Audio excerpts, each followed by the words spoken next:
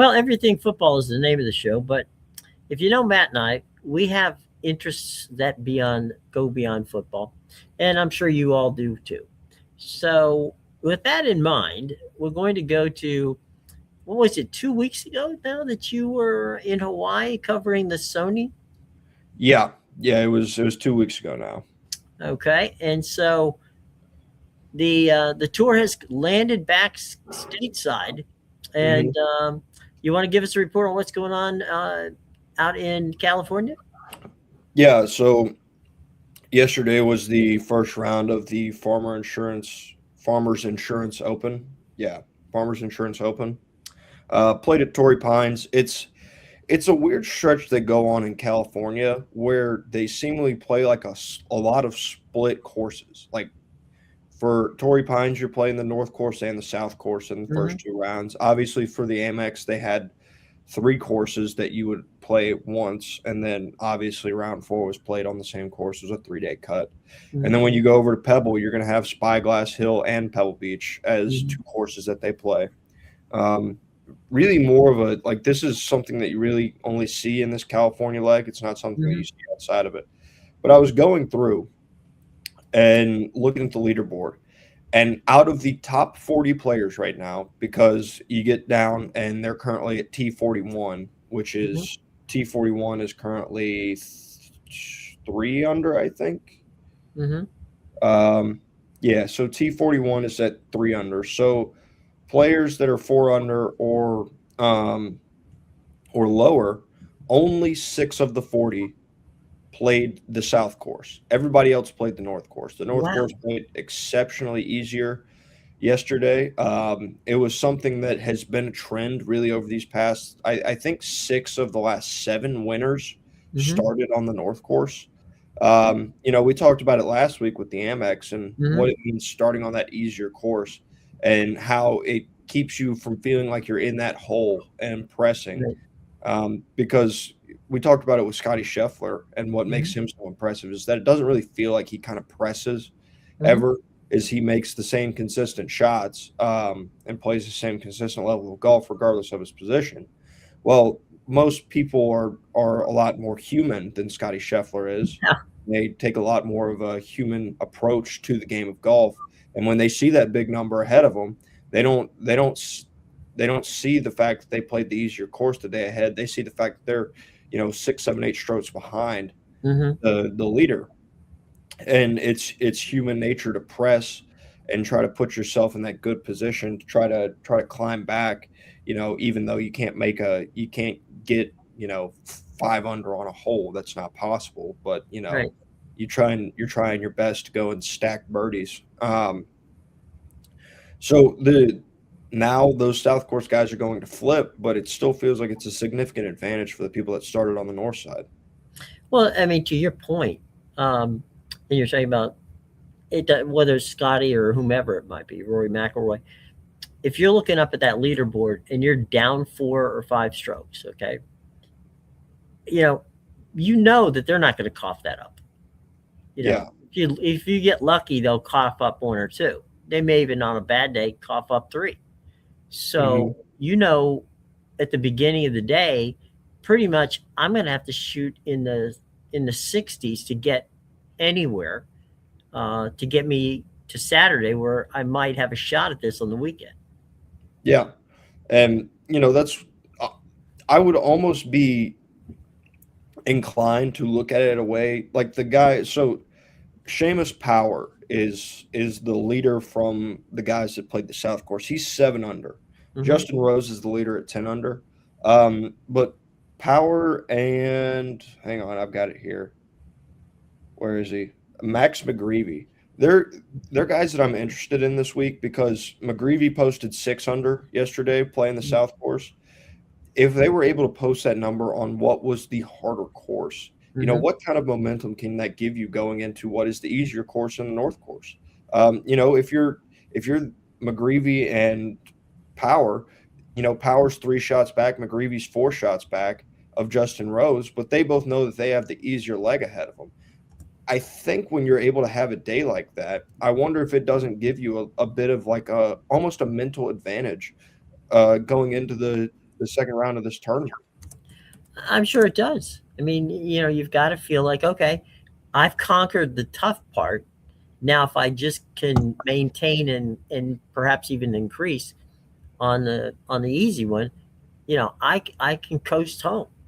Yep. Yeah. I mean, like Seamus Powers in the top five, having played the toughest course. He's the only person from the South course to be in the top five, or T5, fifth with ties. So I think that it's a tremendous advantage, and you also shouldn't be surprised if you're sitting there watching the golf tournament. This is going to have a lot of fluctuation Hmm. on this leaderboard because you do have it's a significant shift going from that South course to the North course in terms of how you're able to score on it. Um, the South course has that ocean front. Yeah. Some of those holes are just incredibly difficult. You've got that par three third that it's incredibly difficult to judge due to the drop off. Then you go over to that fourth hole where the left side's the Pacific Ocean, and Hmm. apparently, as somebody has famously said, um, I don't remember the story, but I read it yesterday talking about somebody was playing that fourth hole on the South course, Hmm. and there some caddy's golfer hit it into the water, and he pulled up a map after that fourth hole while the golfer was in the bathroom. He pulled up a Hmm. map and showed everybody. He said he had all of the United States of America on his right and the Pacific Ocean on his left, and he went left. So Yeah.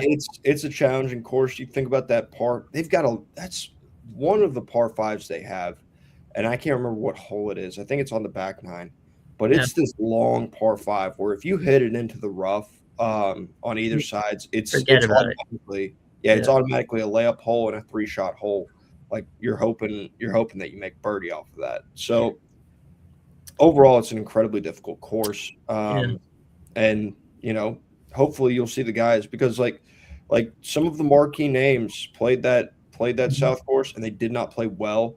Xander Schauffele made his first start of 2026 yesterday, playing the South course. He shot one over, well outside the cut line. Brooks Koepka shot one over Hmm. yesterday, well outside the cut line as well. So there's a bunch of people that are big names on the outside of this cut line that I think the PGA Tour kind of needs to make this cut. Hmm. One of the things, I'm just looking at the weather for the weekend there. Um, Today's high is going to be around 77, tomorrow 77, and then Sunday, the closing day, around 72 with morning temperatures in the mid 50s, upper 60s. Hmm. There's not going to be a bad wind, which is that you're just talking about the ocean. That's so close to the ocean, literally on the ocean. Hmm. That's a great thing where the guy pulls out the map. That's hilarious. Whereas he's got the entire United States to his right and he hits it left. Hmm. So anyway, weather-wise, it should be fine. The wind is not going to be a factor. It doesn't look like there's and this has happened in the past.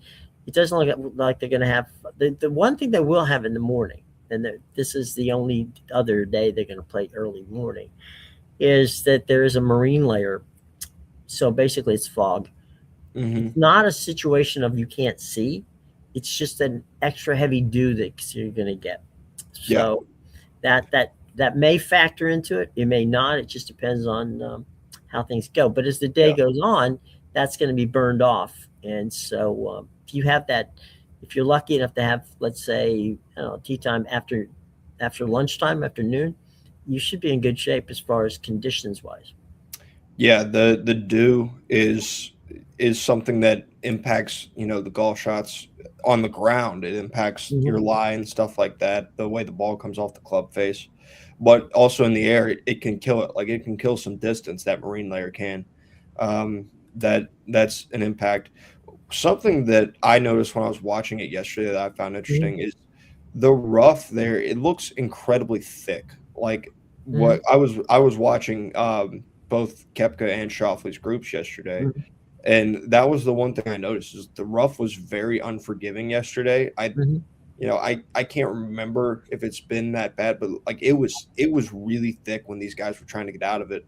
Um, like I remember watching a couple times these guys they'd get in the rough close to the green, and Hmm. their ball it was running by the pin. Like they couldn't stop the golf ball coming out of it. They pretty much just had to kind of almost take a hit and hope approach to the way they were playing those chip shots around the green in that heavy rough.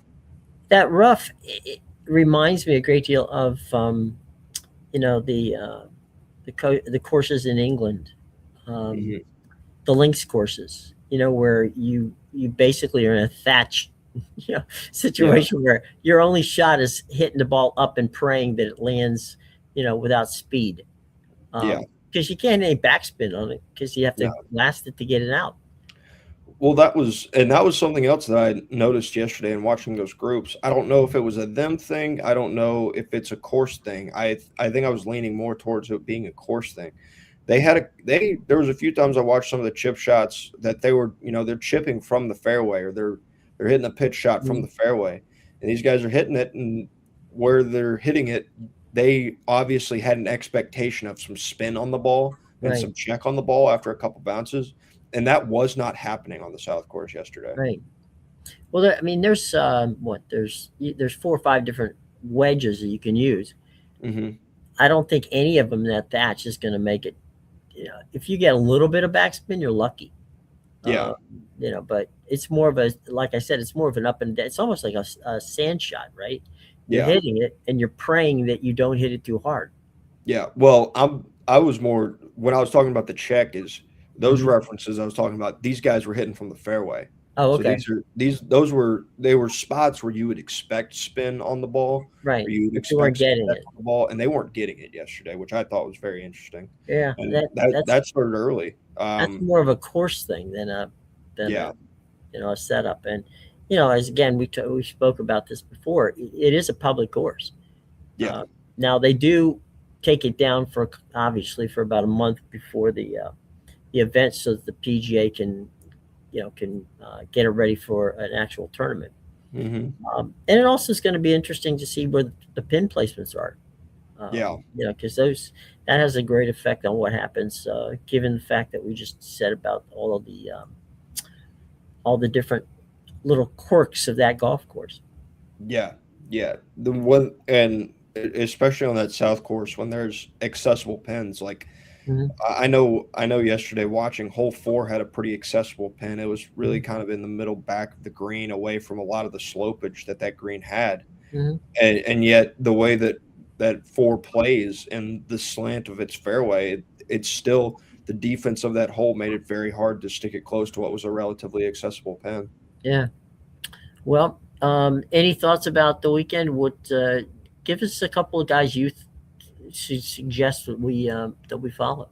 I mean, Rose is your outright leader right now, Hmm. which He's always fun to he's always fun to watch. yeah, and he's been playing really good golf. Hmm.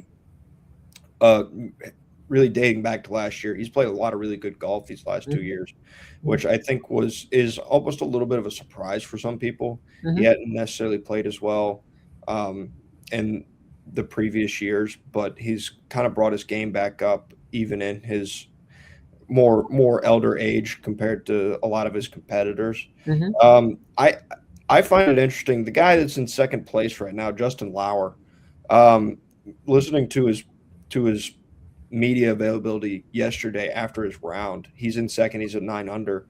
Um, he was talking about how he's not really focused on this tournament. He's focused on back home. I think his wife's either about to has had twins, something Yeah. like that, expecting twins. He Hmm. was talking about he's not focused on the golf course right now, Hmm. which, to be honest with you, I think puts him in a very dangerous position for this Hmm. tournament. I think he's in a great spot because when you are able to kind of take yourself mentally away from the game of golf, that takes Right. some of a good portion of your struggle out Hmm. from the game of golf. And so I think that he obviously has the ability based on what he shot yesterday on the North Course.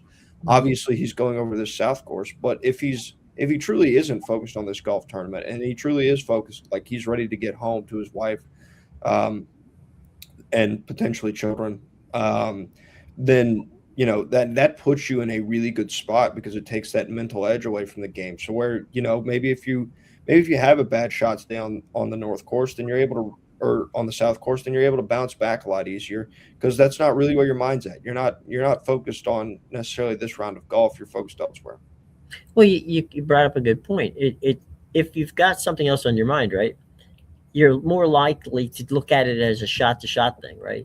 Hmm. You don't look at it as, oh damn, I just hit the ball 20 yards in the wrong direction and from what I wanted it to be. You just walk over and go, okay. You're thinking about the family, you're thinking about all the other stuff, and you just pull up the club, and the caddy tells you what club to use. You got a distance, bing bang boom, you're hitting it. So you're right. I mean, if you're not in your head, then that could be a factor. Yeah. And now, granted, I know that we're talking about different levels here. Oh, sure, Like yeah, you think back to Scotty Scheffler a couple years mhm, ago at the Masters. right. His wife was expecting. There was a Hmm. chance that if she went into labor, he was going to He pull was out of the relieved, yeah, tournament, and he yeah. won by a very comfortable margin in that Hmm. tournament. And not that it wouldn't have happened otherwise, Hmm. but you wonder what kind of it's almost like a mental relief to have your mind on something else. Right, and not necessarily on the fact of the birth of a child, which Hmm. is a pretty substantial thing to have on your mind. But it does. It could play a role. We'll see. We'll definitely see. Um, let's jump over real quick. I know we have a lot of NASCAR fans, and we all know that the Daytona 500 is the official start of the season. But NASCAR does do a few things prior to that, and this weekend is really the kickoff of kind of NASCAR's getting into the 2026 season. And this is something they've done. It's relatively new, and that's they've gone to the Bowman Gray Stadium, which is an old, um, very.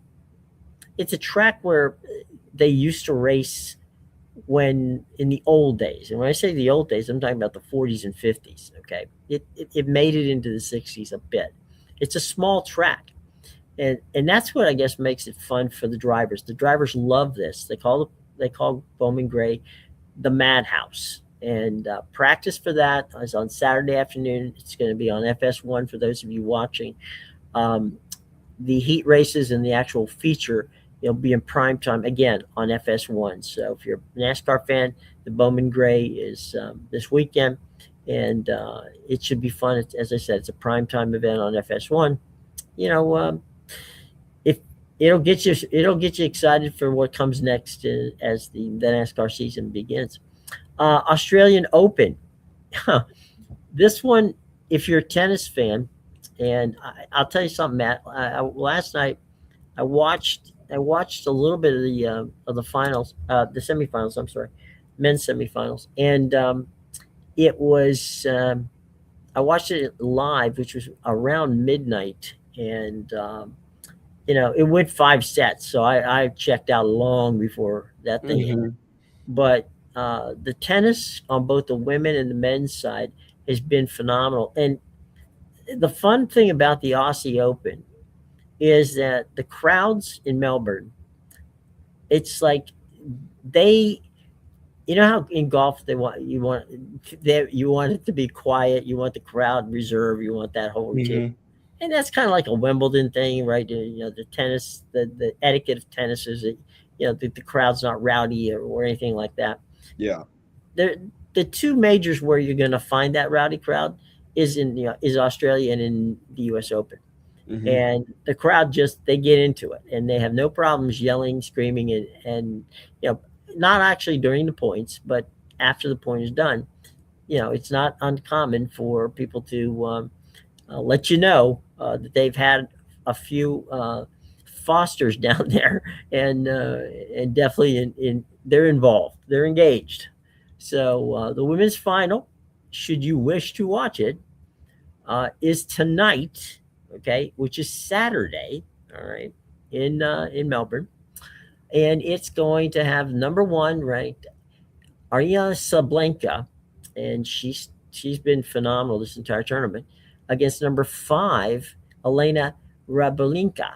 Okay, so you've got two of the top five players in the world playing at 3:30 a.m. on ESPN. They will replay it for those of you who might not want to stay up until 3 o'clock in the morning. to watch the tournament. They'll replay it again on Sunday morning. Okay, so there you go on that. The men's final is Carlos Alcaraz, who is the world number one, and Novak Djokovic. Now, Djokovic has had a love-hate relationship with with the people in with the people down there in good old Australia. He and the Melbourne crowd have had more than their share of mix-ups, but as of late, Djokovic has won the crowd over. So we will see, but without question, Djokovic is going to have to have his A game because Alcaraz is just absolutely brutal, and he played a phenomenal five setter yesterday, and without question, he's he's going to be tough to beat. But the Joker, you never can let the Joker. That would be an unwise thing to do. And we talked about the Farmers Insurance, Torrey Pines. That's on the Golf Channel for those of you who want to watch it today, Today it's on ESPN as well. and on ESPN as well. And this weekend it's on CBS. So Jim Nance has got the call on that one. So there you go. All right. We're going to move on. We got a lot of college basketball this weekend. Hmm. Let's talk. ACC matchups. North Carolina, Georgia Tech. That's the tip off at noon on ESPN. Virginia at BC. That's 2 p.m. on the ACC network. And the final ACC matchup that we'll talk about or we'll throw out there for you, Clemson is in Pittsburgh. Excuse me. That's 6 o'clock on ESPN2. I see Pittsburgh at Clemson being at noon on the ACC network. Okay. Well, we're going to have to check that one out. Yeah. It's What's quite it called? possible that they moved it. Yeah, North Carolina, Georgia Tech says it's at 2 on the ACC network. Okay. Duke, Virginia Tech is at 12 on ESPN. SMU, Louisville at 2 on ESPN Okay. as well. What are the matchups in the ACC that to catch your fancy now? I mean, to be honest with you, it's a little bit of a down year for the ACC in terms of basketball. Their overall product isn't fantastic. They need this grouping of ranked teams: the Duke, the Clemson, the Virginia, Uh, North Carolina, and Louisville. They all need to hold pat, continue playing well, because they've got some solid teams like SMU and Louisville. I think is going to be an interesting one. SMU is 15-5. Louisville's 14-6. Louisville's ranked. SMU's not. mhm. But in terms of the top level teams, is you have the two that share Tobacco Road, and then you've got Clemson, Virginia, and Louisville kind of as your outside teams. SMU probably could get a bid if they continue to play well. Mhm. We got some Big 12 and Big East games. I'll just put them up there, and you'll check your local listings. I think now at this point, given that things have been moved around here, so I'm not gonna give you the. Obviously I'll give you the network, but the times you'll figure out. Texas Oklahoma in basketball is not necessarily the same as the Red River rivalry, but some years both of those teams have good teams. Yeah, Texas is a team that's played better. They lost to Auburn this week. They're 12-9. But when they played Georgia, who at the time was ranked 21st, they beat them by 20. They've beaten number 10 Vanderbilt by 16 points. Mhm. Let me double check my math. Yes, 16 points. They beat Alabama on the road by 4. So Mhm. they've got some good wins. But then you look at their last 3, and they have that 20-point win over Georgia, but they also lost to Kentucky in Lexington by 5, and then they lost at Auburn by 6. So they really need this game. They're running out of the element of time. Texas is at 12-9. They have to go on a run and win a significant stretch of games. They can't just win a couple and lose one. Like, they need to Right. go on a run and win consecutively if they're going to make a run for March. Right. We got a couple of Big East ones. They're marquee names. Marquette is in Jersey taking on Seton Hall. That's going to be on FS1. The other game is on FS1 as well. It's part of a doubleheader. That's Xavier versus DePaul. So those are the two matchups in the Big East this week. From that standpoint, couple of rivalry games, couple of top 15 showdowns. So Yeah. uh, that's it's all you can ask for as we head into late January and just about ready to go into February, where things are going to get very interesting very fast. Yeah. Another matchup that's tonight, Michigan and Michigan State is a top 10 battle. Michigan's 19-1, Michigan State 19-2. Michigan coming off their first loss of the season to Nebraska Hmm. um, earlier this week, which I found interesting. Michigan's a 1.5 point favorite on the road. This is obviously a rivalry game. They have it's pretty much been openly stated Hmm. their distaste for each other dating back to last year. Yeah. Dusty May's comments on a Michigan State tradition for the seniors, Hmm. how the Michigan basketball team kind of interrupted that last year, taking issue with the Michigan State players at their own logo, mind you. So there's a rivalry aspect to this. Both teams are playing well. Obviously, you're going to have the battle for the Big Ten regular season title. This is going to be a determining game in that. Obviously, you have Nebraska, the team that beat Michigan, that's currently undefeated in the Big Ten Hmm. right now as well.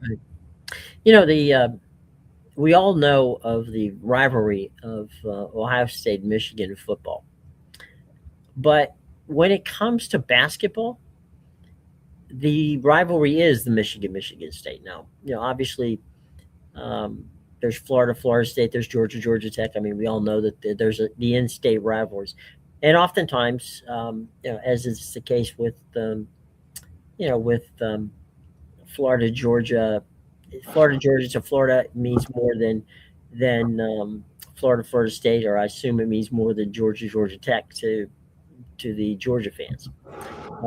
But in basketball, Michigan and Michigan State is the rivalry in the state of Michigan. Uh, Hmm. because over the years, I mean, Michigan State has had tremendous basketball teams, obviously with Magic Johnson and a number of different teams that they've had with under Tom Izzo, and obviously the University of Michigan has had some phenomenal teams. So Michigan basketball is a pretty serious, combination when it comes to Michigan State. So yeah, they don't like each other. Yeah, I will go back and correct. I misspoke. Michigan beat Nebraska by 3, handing Nebraska their first loss of the season. Okay. Michigan's loss, the lone loss this year, came at home against Wisconsin. Wisconsin won by 3.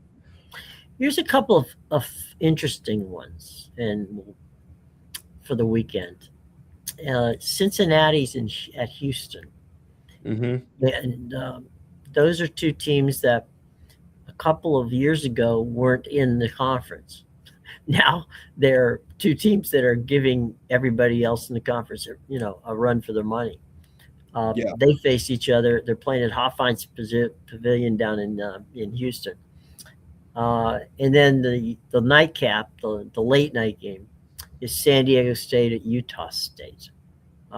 Those are two games that, if you're a college basketball fan, might pique your interest over the weekend. yeah. You've got so in the Big 12 as well. BYU goes on the road to visit Kansas. That's a 13 versus 14 matchup. Kansas Hmm. is favored by 4.5. Ole Miss, a team that's playing a little bit better. Hmm. They've figured out how to use AJ Storr coming off the bench. They'll go on the road to Vanderbilt, who's 18-3 right now. Hmm. Kentucky in the SEC goes to Arkansas. Kentucky, obviously, this is the matchup of the team that John Calipari used to coach and the team that he currently does coach. Right. Mark Pope's been heavily criticized this year for the play of the Kentucky basketball team. It has not been good, but that's a win right there going on the road to Bud Hmm. Walton, that would warm the hearts of many Kentucky fans in the midst of this cold snap. You also you also have Texas Tech going on the road to UCF in the Big 12 as well. Texas Tech 3.5 point favorite on the road. This is where you get those upsets, those maybe there's a little bit of the sleeper team. UCF's played well. They've got the same record as Texas Tech. Obviously, don't have the number next to their name to go with it. That's probably in large part due to what they played in the non-conference schedule. And you also have, this is just one that I know, but you've got 16-4 Texas A&M, a team that currently leads the SEC in the conference standings, going to Georgia, a team that's been struggling as of late to close out games and rebound. I mean, I could probably go on. I've watched this Georgia basketball team a good bit this year. It's been a little bit more fun than it has been in the past, but good Lord, are they an infuriating team to watch down the stretch. They can drive you nuts, huh? They can't rebound. They sacrifice defense in hopes of this offense and pace, but their offense has gone downhill. They don't play well in critical positions late in games. Mm-hmm. Like they've lucked their way into a couple of close wins late, because when you watch these guys play late in the fourth quarter and even in overtime periods, sometimes you just sit there and scratch your head and go, "What the hell were you doing?" I mean, in their last game, they lost to oh God, why am I just blanking on the team? They lost to Tennessee by a point. You know why they lost to Tennessee by a point? They had the last possession in the game. They were down by 3, and they had like 15 seconds on the clock. Mike White calls his timeout, gets everybody over there. They go back out there. They inbound the basketball. They've got 15 seconds to play with. They do a bunch of dribbling around, and then Smurf Millender makes a layup with 0.6 seconds left in the game. Wow. Just mind-boggling. They lose by a point. The some of the decisions that have been made down the stretch are mind-boggling, but I've also been reminded as I've been watching, trying to remind myself as well, that this is a Georgia basketball program that a couple of years ago was in a really bad spot. They made the tournament last year. They've been ranked for a couple of weeks this year. Now they're no longer ranked, obviously, due to their recent skid of games. But they have a lot of problems they need to figure out. They got to figure out how to rebound mainly. There's a Saturday night game in the NBA, and that's going to be the Lakers and the Warriors. Okay, and you got LeBron and you got Steph. Mike, my understanding, it's fun to watch. It's always fun to watch Steph play. It can be fun to watch LeBron play, depending upon how good he is. But I'm wondering how much longer that the NBA can roll these two teams out there, and because they're not neither one of them are championship caliber teams. How much longer can they run these guys out there in prime time, assuming that people are going to want to watch it? Yeah. What I will say, a little bit jump of the gun on 2/7. That's on February 7th, Saturday, February 7th. That's when the Warriors and the Lakers play. This Saturday, it's the Mavericks and the Rockets in prime time, 8:30 ABC. So, yeah, just a little. Well, the Mavericks and the Rockets. The Mavericks are fun to watch. Yeah. Not too crazy about the Rockets, but the Mavericks are fun to watch. I think Cooper Flag had 49 last night. He did.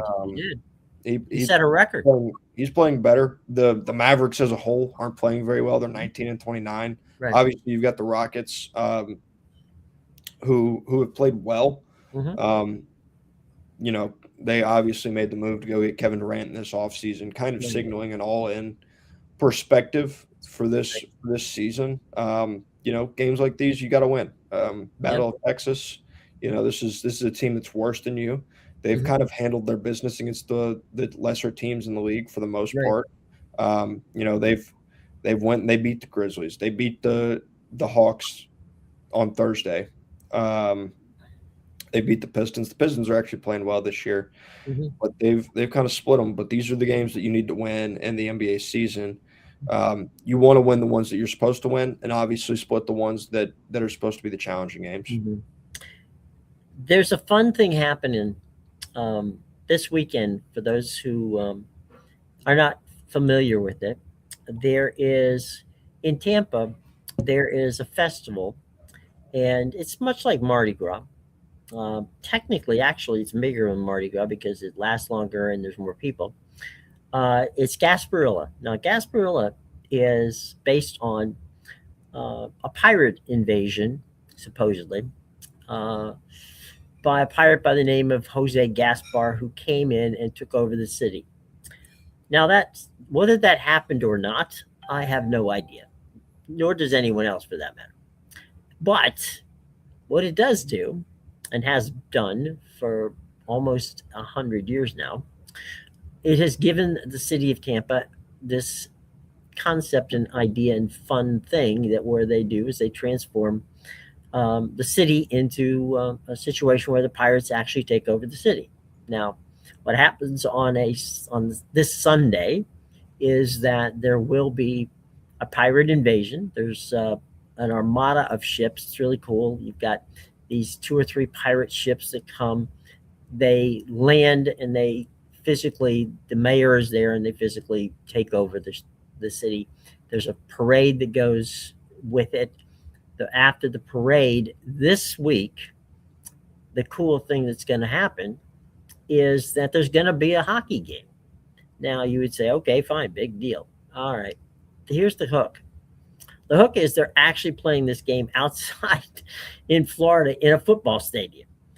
It's, I'm curious as to how that ice is going to hold up, but, be that as it may.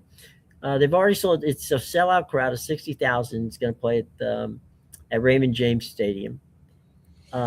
They've got this really cool ice in the middle of what, in essence, is a pirate map, like a treasure map. They've tricked the stadium out to look like like a pirate. A whole bunch of pirate. They've got the pirate ship in the stadium for the which if you've ever watched an NFL game, you've seen it there. So you've got that there. It's just a cool situation. I mean, I know a lot of people are not necessarily hockey fans. All I'm saying here is 6:30 on Eastern time on ABC and ESPN Plus. You might just want to hang out and just check it out for a few minutes. It might be fun for you to see. It's fun to watch these guys play outside because they love doing it. But normally it's in cold. It's not normally done outdoors in a stadium in Florida. So let's see how long that ice, goes. Now, the good news for the hockey folks is that the temperatures in that area are going to be unseasonably cool. All right? Mhm. So that part helps. But whether or not that ice is going to hold up for the entire time, we'll sort of have to see how that works. But Yeah. fun thing there. Also in hockey, I'm 98% sure it's this weekend. They're doing something called Hockey Valley, where they're playing in Happy Valley. They're playing in Beaver Stadium. Yeah, Oklahoma State and Penn State are playing. Oklahoma State. Yes. They, man, that's interesting. I didn't know they even had a hockey team. Yeah. Yeah. And then also, just a quick update on the portal. Darian Mensah has officially committed to Miami. Okay, That was expected. Once him and Duke came to a legal resolution, that right. was always going to be the destination that he had after entering the portal. You know, I he actually here's a quote from him when asked if he had any message to Duke fans. Mensah was quoted as saying, "What do I want to say to Duke fans? I'll probably just leave that alone. To be honest, they're pretty hostile towards me. I'm obviously grateful for all the support I've received during the season. Duke's Mhm. a special place. I've got nothing but good things to say about that place. Changed my life in the best way possible. Grateful." Obviously, Duke people, they can and will be upset with Darian Mensah for the choice that he Mhm. made. I think if you're Darian Mensah, though, it's a choice that makes just far too much sense in the world. He got a $2.5 million raise Mhm. going to play at Miami, along with a lot of kickers Mhm. that are included in that deal. That I mean, this is just it's for as much as people want to talk about college football being level and all this other stuff. Mhm. There is still very much a sense that it's still the haves and the have-nots. Mhm. You have or you don't have. Duke does have in a certain manner. They were able to afford Mensah up to $4 million, but Sure. they don't have in the sense that they can't pay him 6.5, along with all of the other perks that Miami was able to offer. So, that's the world that we live in terms of the transfer portal in college football. But he has officially made that commitment. I think that one of the things about that statement, I think it shows some maturity and some class. Yeah. He tried to say, look, he didn't handle it in a way where he was a jerk and basically didn't issue a statement at all. He issued a statement that basically said, look, I appreciate everybody that was kind to me and the fans and everybody who came out and watched and supported me there, but you move on. And, Hmm. um, you know, in this world of college football at this point in time, there's a lot of people who do that move and don't say a damn thing. So, the fact that he showed a bit of class, hopefully it's a good thing for him. Any thoughts about how he will do at Miami?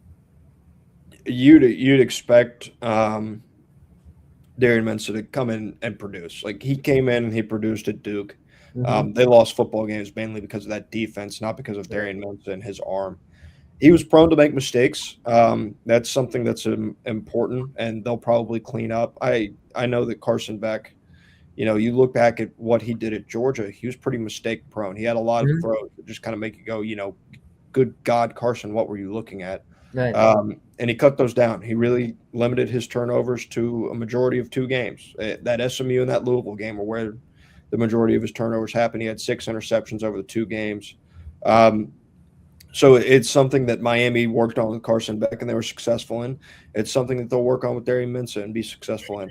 But I'll tell It, you what, playing quarterback gets a lot easier when your line is as good as Miami's line is going to be. And when you have Malachi Tony, who you can toss a little screen pass to and he can turn it into a 75-yard touchdown. right.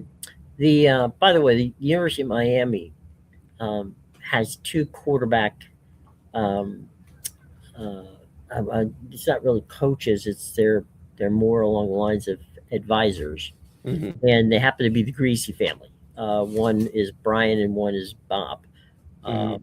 they're unpaid, and they come and they work with the quarterbacks there. Yeah. They obviously have an offensive coordinator and a quarterback coach, but Mm-hmm. those two guys spend time um, working with the quarterback. So I'm thinking that if Carson definitely benefited from having those guys hanging around. I'm quite certain that Mensa is going to have uh, the same luck from a standpoint of being able to enjoy having two incredibly gifted people around talking about how to be a better quarterback. Yeah, that's one of the interesting parts of football is some of the off-field guys play Hmm. a bigger role than sometimes you realize. Obviously, the guys that are position coaches and coordinators, they're going to get a lot of the credit, and that's due. But there's some off-field guys that sometimes play a key factor Hmm. in how games are won and lost. Like obviously, those guys probably played a pretty good factor into Carson Beck's development in terms of his decision making throughout the Hmm. year. I can tell you going back to Georgia that going back to not this past year, but the year before, going into that Texas game, Will Muschamp was a big piece Hmm. of that defensive game plan going into Austin last Hmm. 2 years ago for Georgia. It's a game they won. It's a game their defense was stifling. Hmm. It's really the best their defense looked all year, and I think a good bit of credit was due to Will Muschamp and the work Hmm. that he put in throughout the week there. And he's a quality guy. Yeah, I mean, he's had his issues as a head coach, but he's never been a pain in the neck from a standpoint of he's it's never deterred him from doing the best he possibly can for whomever he's working for. There's yeah. you can argue whether he's a good head coach or not, but you can't argue that he doesn't work hard. Well, yeah, we've talked about it before on the show. Is Mhm. some guys are just better coordinators than they are head coaches. Mhm. Some guys they just fit that mold better. Mhm. And Will Muschamp's one of the best defensive coordinators out there. Yeah, and there's no doubt if I had an opening and he was there, that'd be the guy I want. Yeah. Well, Another guy in that realm is Charlie Strong. yeah, yeah. And Texas, Texas took your advice there. They have he's now their defensive coordinator out there in Hmm. Austin. Well, he's a good dude, and wish him nothing but the best. Okay, so we have touched on a lot of different things this weekend. What you're gonna be? You'll be checking out, I'm sure, the golf on CBS, um, and the Tennis, I will get on the replay because I'm not staying up to 3 o'clock in the morning to watch the finals of the Aussie Open. Yeah, that's But understandable. yeah, that's a fun one. But we're getting close there. And a quick update: we talked a little bit yesterday about baseball, and what happened yesterday was uh, Mark Lerner, who is the president of baseball, he's the owner and president of baseball operations for the Washington Nationals. Came on and talked about why he went with national the Major League Baseball TV. We talked about that Hmm. yesterday, Matt and I, and he said because when they left Masson, when they were able to do that. Um, he is minority owner of the Washington Capitals and Washington Wizards. They play on um, they play on um, Monumental Sports Network, which he also owns a minority stake in. So everybody in the world thought, okay, well, he's going to go to Monumental Sports. And he came out, and when he announced that they were going to go to MLB TV, everybody was like, wait a minute, why would he not go and be on the same network as the basketball and the hockey team, right? And he said that this allows the team the freedom to own their own rights and work directly with the league. Anything else I did, meaning going to Monumental Sports, meant that I was sharing money and sharing everything with Monumental Sports. Not that I don't want that to happen, because again, bottom line for both of them, he's on it, right?